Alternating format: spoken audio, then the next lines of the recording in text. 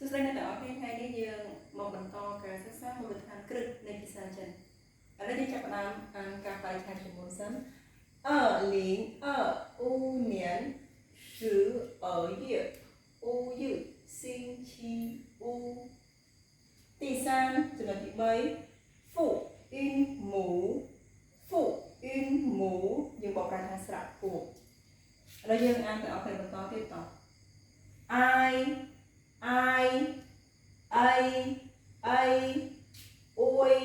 ôi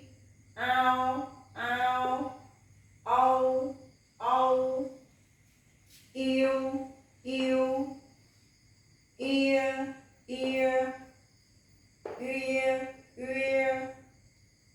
an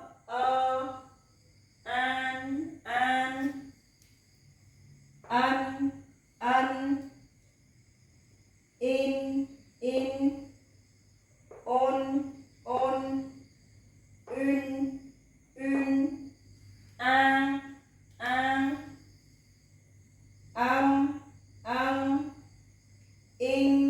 in ong សម្រាប់ស្រាក់នេះអ្នកទាំងអស់គ្នាត្រូវចាំនៅពេលដែលយើងអានគឺយើងត្រូវអានមាត់មូលយើងអានថាមួយទៀតស្រាក់នេះក៏ដូចគ្នាគឺយើងត្រូវអានមាត់មូលដូចគ្នាយើងអានថា